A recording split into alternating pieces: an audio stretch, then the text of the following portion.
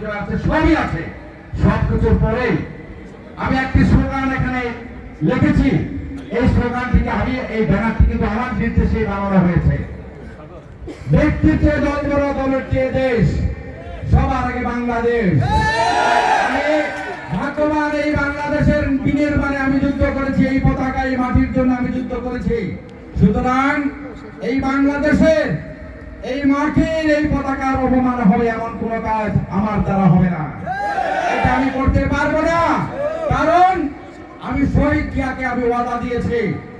আমি এই জাতীয়তাবাদী দলের একজন কর্মী হিসাবে আমি যতদিন জীবিত আছি ততদিন এই দলের আদর্শের বাইরে আমি কোনো কিছুই করবো না।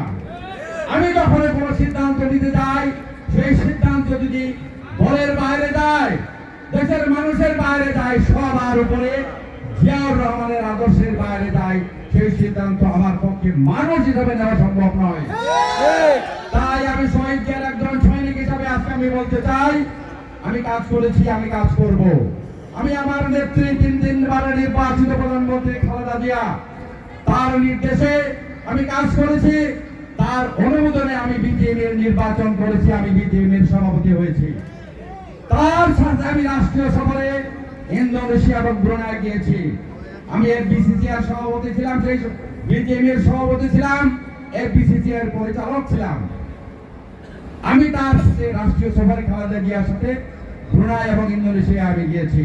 শহীদ জিয়ার সাথে যুব দলের নেতা হিসাবে আমি ব্যাংকক এবং ইন্দোনেশিয়া সফর করেছি।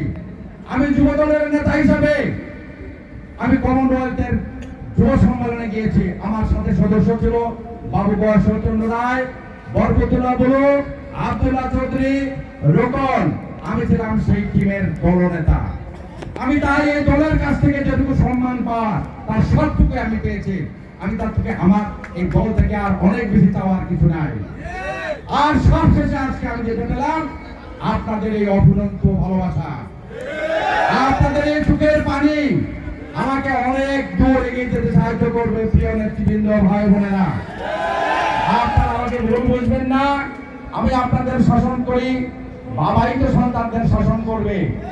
সন্তানকে যদি সৎ পথে পরিচালনা করতে যায়, সন্তানকে ভালো মানুষ করতে চায়, বাবা তার সন্তানকে নিশ্চয় শাসন করবে। শাসন করেছে, আদরও করেছে।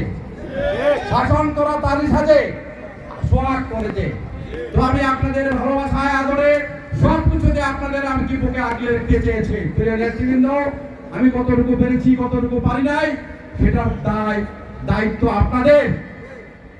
আমি একটা কথা আপনাদের বলতে চাই, আমরা যখন মুসলমান হিসেবে আমাদের যখন জানাজা হয়, তখন কিন্তু হুজুর বলে উনি কেমন মানুষ ছিলেন, তখন আমরা কি বলি? ভালো মানুষ ছিলেন। এই ভালো মানুষ ছিলেন শব্দটা কি ওই মানুষটা শুনতে পায়? শুনতে পায় না। আমি ভাগ্যবান, আপনারা যখন আমাকে ভালো মানুষ হিসাবে হাততালি দিয়ে, করতালি দিয়ে আমাকে উৎসাহিত করেন, ভালো মানুষ বলেন, এটা আমি নিজ কানে শুনি। এর চেয়ে বড় পাওনা তো মানুষ হিসেবে আর আমি জানি না।